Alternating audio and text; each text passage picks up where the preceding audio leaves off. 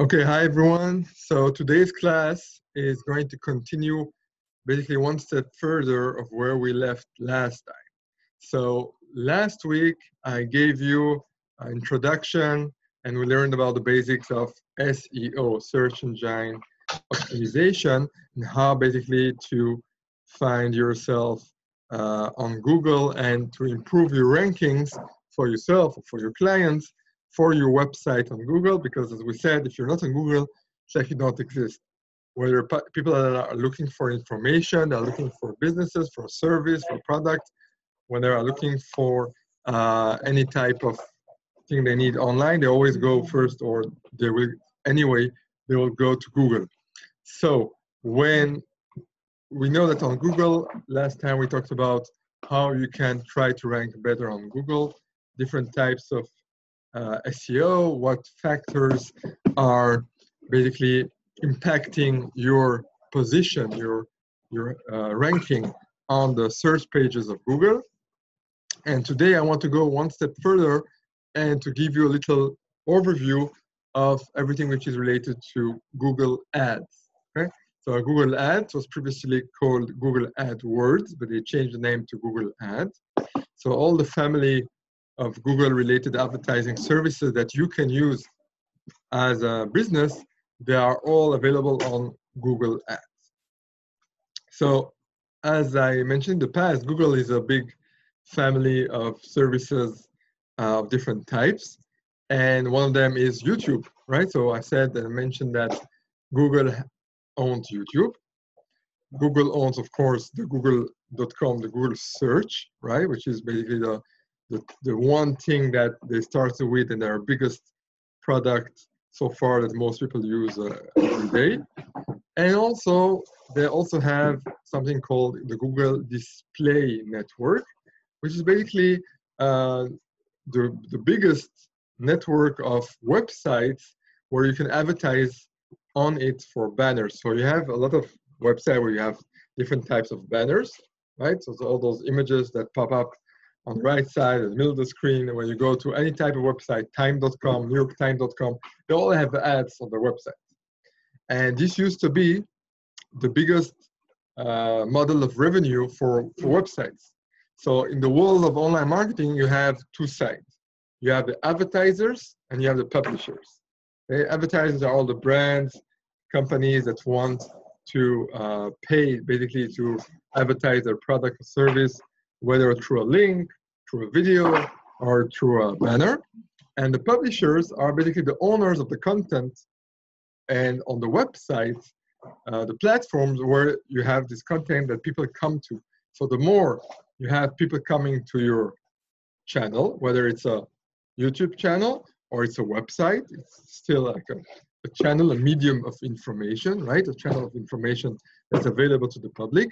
The more visitors you have on your channel or on your platform, the more you can basically charge or get as an income for changing the value and the positions on your website or on your channel. And the idea is that you're going to share part of the traffic and show them a product of someone else, right? And that's why you're going to get paid for it as a publisher, and the advertiser is going to pay to get his product in front of this audience that is relevant to this channel.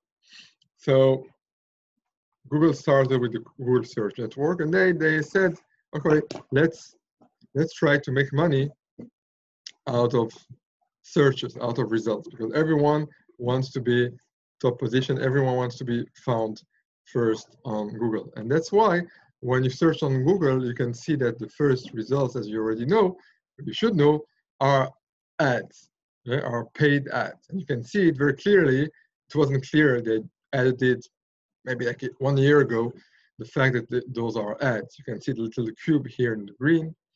Where's my mouse?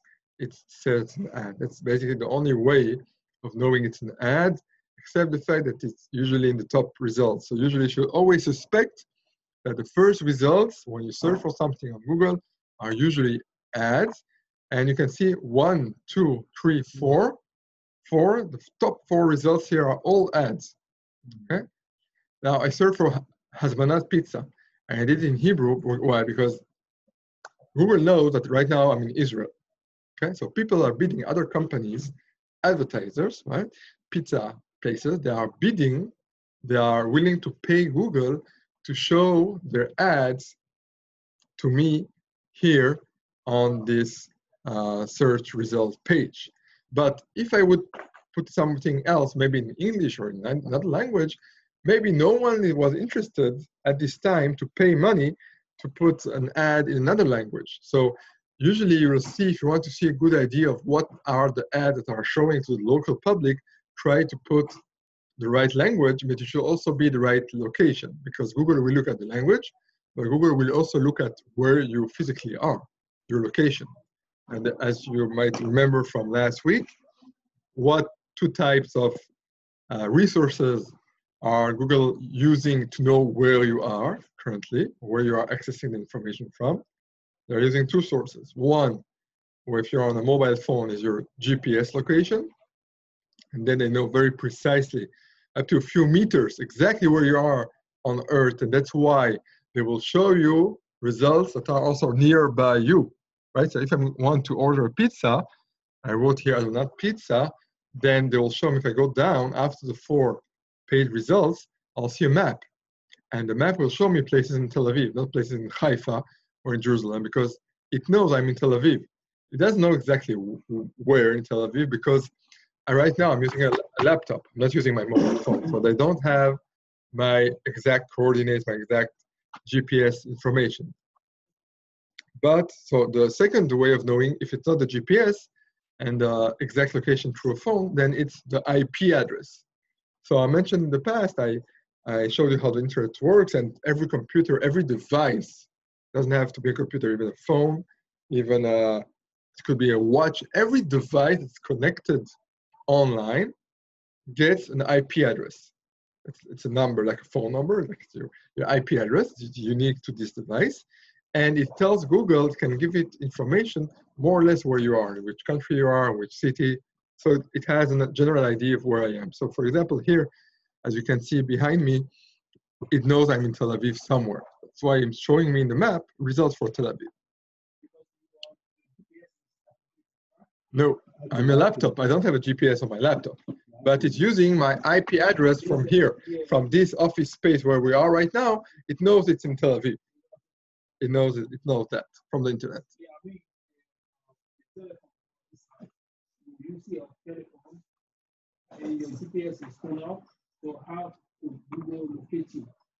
If your GPS is turned off, then they will use your IP address.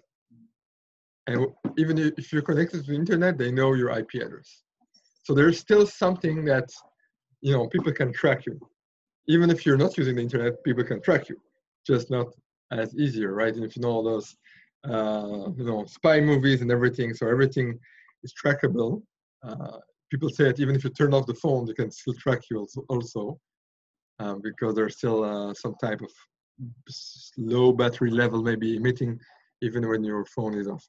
But anyways, remember that once again, Google is using your location, whether it's from GPS or from IP, to track where you are. The first results are ads. Then you have, right now, they are featuring the map. So you have results according to your position. And also you have the other results, the rest of them, which are the organic results. That's how they call it, organic, because there are two types of results, paid and organic, okay? So paid is the ads, and organic is everything which is not an ad. And last week we talked about the organic results are the ones that are using SEO. So when you're trying to rank or to improve your rankings, you're trying to get a better organic ranking and to be here, which are the best results you can get for free. But the problem is that today, even if I have the best results and I'm the #1 spot organic, still I will only be number 5 or even number, depending on the counted, because we have the 4 ads, then you have another 3 from the map. So basically I'm number 8. And you know, we know statistically from researches that have been done online that usually most of the people will click on the first 3 results they see. They won't try and lose time to find other results and compare them. when they want something and they want it quickly, they don't have patience. And remember also that most of the people today, when they access or they search for something, they're using it on their phone. So they're using the little small screen of the phone, small compared to laptop. So they will also see less information. Okay? So right now on laptop, as you can see, when I don't touch anything, I can see 1, 2, 3, 4 results without having to scroll down, to go down, right? Now, let's make a little test and see what's going to happen if I'm going to see this page from a mobile phone, okay?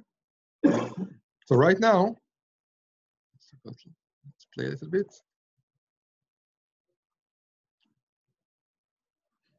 Let's see.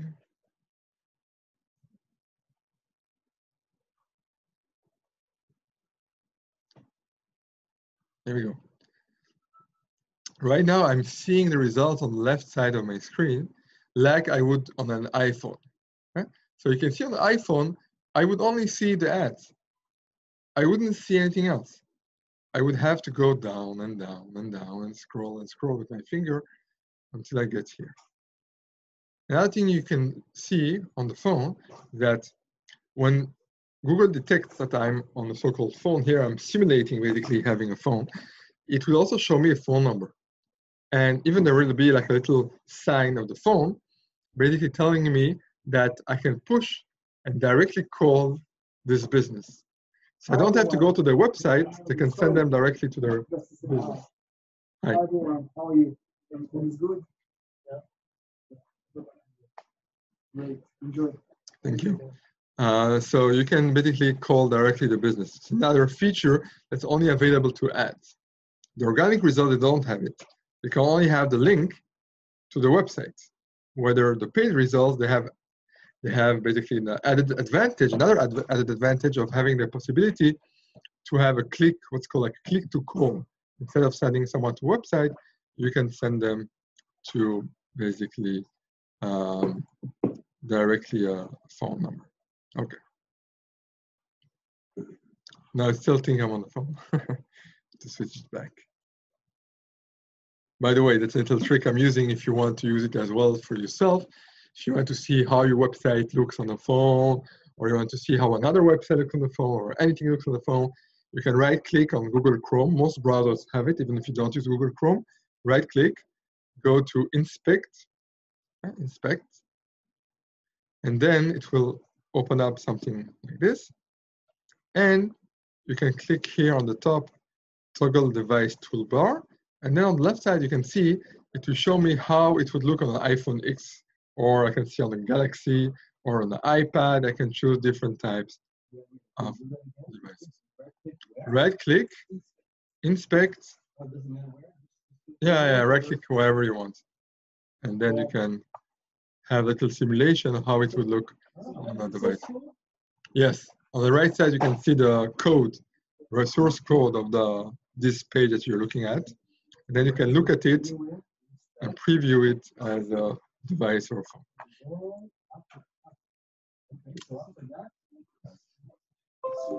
Is possible on the Ubuntu? No, I don't think so. No, it's a feature that browsers have.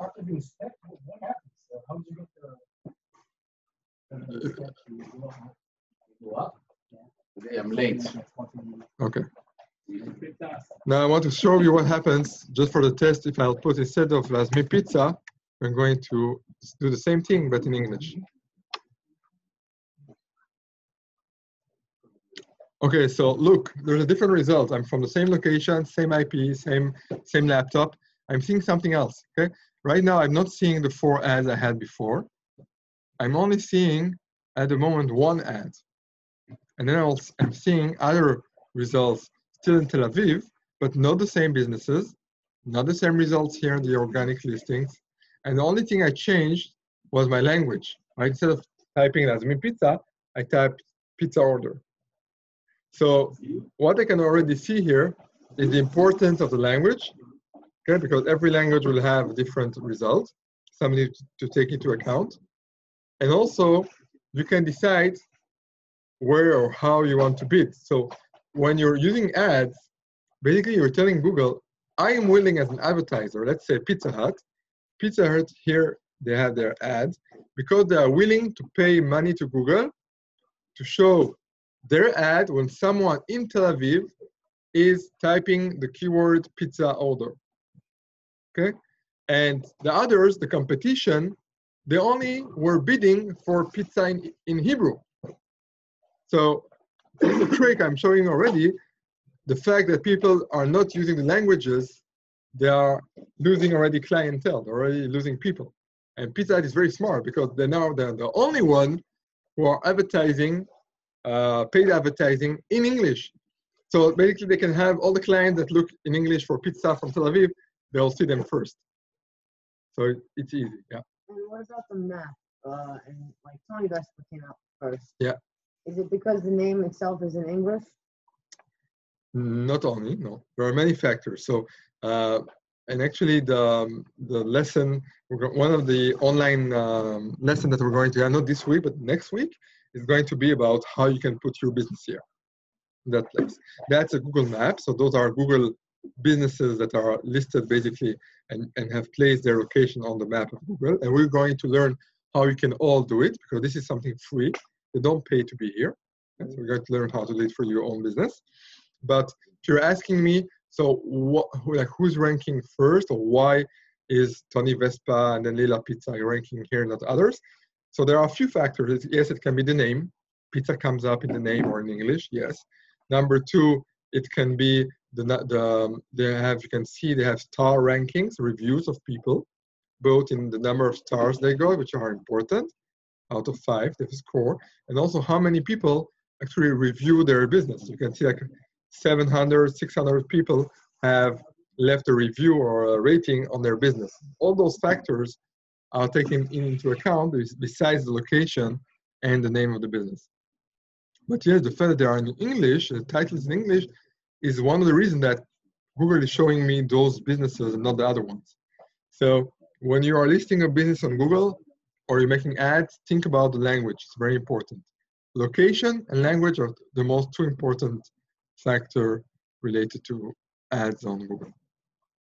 So now that you got an idea of what are the ads and how they are basically showing up all together as part of the rest of the results, let's try and understand how it works. So first of all, after the lesson, you're all welcome to go home, and tomorrow or today, whenever you want, you have time, you can go to ads.google.com. It's also linked in the resources for this week's lesson on the Notion dashboard for week 15. Today we're week 15.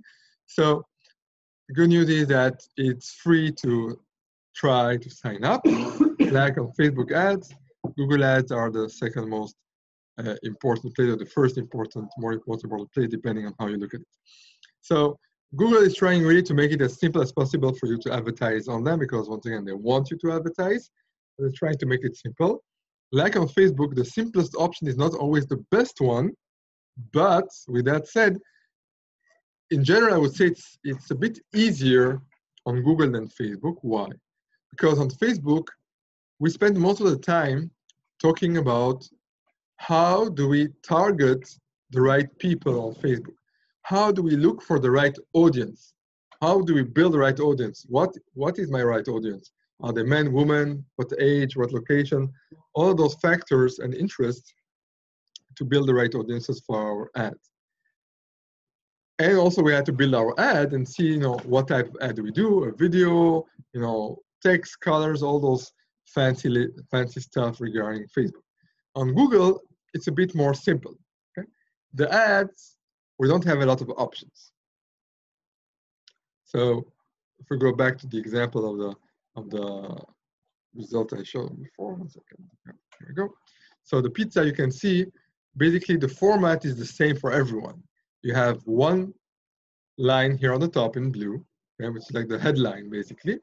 We also have a limit of characters. Then you have the green line is always the URL, or the website, the link, basically. Okay. And then you'll have 1 or 2 sentences of a description that you can add the description of your service or your business.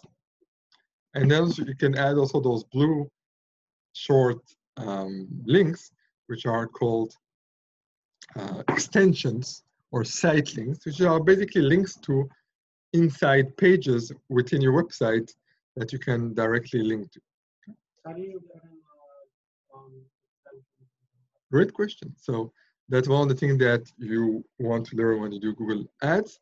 I don't know if we're going to go through it today because it's a bit more advanced, but also there's a full course about Google Ads, or part of the next course of Google of website building is website building, SEO, and Google Ads. So there's a whole third of the course on Google Ads.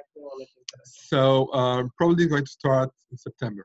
So it's supposed to start in July, August, but because anyway, August is a break, and July some people are away, so probably to start in September. So there are already people have signed up. I think there are still a few spots left. You can tell Lior or Yair or send them an email to the. We have college, and you anyway. I told you you have a big discount, a double discount as a returning customer or student. So check that out. And I'm going to give the whole course. So we're going to have website building on WordPress, SEO, and Google Ads. So you have everything you need to know to launch any type of campaigns for you or for your future clients. Great, now back to Google Ads. So I showed you like what is basically the layout of an ad is quite simple. There are not a lot of options like Facebook. And the same thing will go also about, we're going to dive into it very soon, about the options to basically launch an ad. Okay, so it will still have the same structure. We have the campaign level, we have the so-called ad set level, like on Facebook, and then you have the ad itself. Okay? But on Facebook, you had to choose the audiences and really build a lot on that. Here on Google, we're talking about keywords. Okay? So when we're talking about Google search ads, which are the ads here on the screen, and those are the ones we're going to focus on today because they are the main part and I would say the most valuable part for most of us, or the first one you want to try and learn. It's basically working with keywords, okay? With the search words. Keywords are basically the words that people will search for and type into the search box. And you're going to be bidding, okay, for the keywords that you want that are relevant to you. So this will be one factor and the major factor regarding targeting on Google Ads. And the second factor besides the keywords will be the location. So where are the people you want to target? If you only want to, if you're a business that is local in Netanya, maybe you only want to have your Google Ads running in Netanya. If you're running all of Israel, Israel. If you're running in Miami, Miami, whatever, you can choose. So those will be the two main factors that you want to take into account. Keywords, the words that people are searching and you want to bid for. You want to be featured on those keywords, and the location of those people. Are there more features, more options? Yes, there are. There are more advanced options, but they're also much less important, strong, and precise than on Facebook. So yes, you can target with gender, like men, women, and sometimes also age groups. That's much less precise. Don't forget that Google, they know a lot about you, but they know different things than Facebook. Facebook is personal, right? Usually only one person, only yourself, will use your own Facebook account, your personal Facebook account. But it has all the information about you as a person, while on Google, usually, either you're working, you're using the computer from work, or using a laptop from home or a computer from home, which you are sharing with other people. So usually the results or the information that Google has about the person currently searching for this information is less personal, it's less precise on the human level, on the personal level, although it's very precise on the what you are searching, the interest, and also the location usually. And to sum it up in a very simple but very important way, in business, there are two sides, supply and demand. Okay? So supply and demand. Supply is, for example, Facebook. Why? I know my product is relevant to, let's say I'm selling, I don't know, dog food. So I know my product is relevant to all dog owners all over the world or in Israel. Okay? I know I have my supply, basically my audience is very broad, but I know who I want, but it's still a lot of people. Okay, and I don't know when those people, those millions of people who have who are dog owners, when they will want or when they will need to buy my product. I don't know that. I'm guessing. I want to build on the fact that one day or one time they will want to try it or they will need it. On the other hand, on the demand side, which is represented by Google, here on Google, their uniqueness, the strength is that you will show your ads when someone is actually actively looking for your product right now, right here. Why? Because your ad will show up when someone, a customer, is looking for dog food and they are based in Tel Aviv. So you know you have a proof that they want you and they want you now. And this is the strength of Google. That's why there's a lot of people and companies that are paying a lot of money to be featured on Google Ads. Yeah. Keywords. So keywords is another word for the search words. The words that people are typing in the search window. If you look here on the screen, those are basically the keywords here. Pizza order. Okay. All those words here are basically keywords that are used by people that are searching things on Google. And when I want to advertise my ad, I need to tell Google when is it going to show, when is it going to appear, on which keyword do I want to appear. Okay? So I'm going to have to use it. So I'm going to have to research what keywords people that I want are searching for. What keywords are they typing when they search for me, for my service, for my product on Google? What are they using? This is very important. Yeah. How do I know which keywords are trending the most? Great question. Also, how much do I pay to advertise on those keywords to know how much it costs to compete against our competitors? Great two fundamental questions. So the answer to keyword research and keyword pricing, those two things, Google will give you some information. They will give you some tools to do some research. Like we have the Facebook audience tool. I showed you to find information, to find the right audience for you and build it. Google will also give you some tools to research some keywords, okay? And also will give you an idea, more or less, of the pricing. The actual precise pricing, like on Facebook, you will only know once you try, once you start.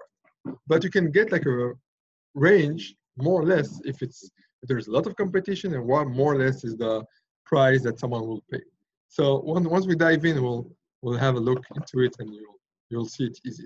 Okay, so great question. So that's a good point now to dive in. So when you're going to go to ads.google.com, you'll have a page like this. You'll have it in Hebrew, maybe by default because you're in Israel. If you want to change it from Hebrew to English, what do you have to do? You go to the bottom of the page and you'll have here a language bar here on the right or on the left because it will be in Hebrew.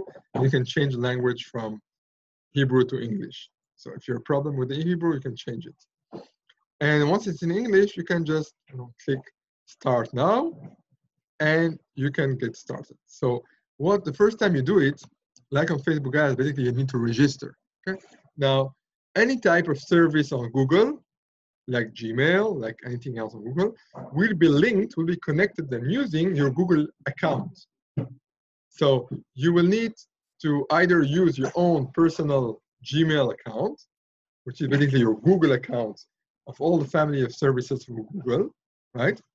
Or you can use your business Gmail account if you have one, or you can create a business Gmail account. Doesn't matter so much.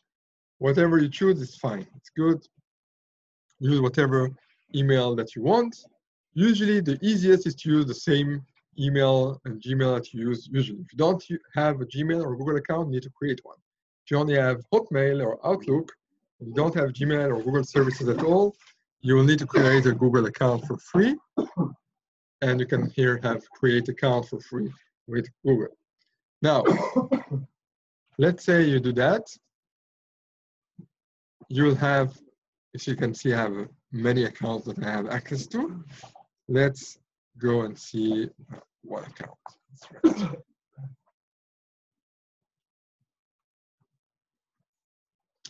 Now basically we're going to see and dive into what to do and how it looks. Okay, and we are back. So let's go back, share this. Where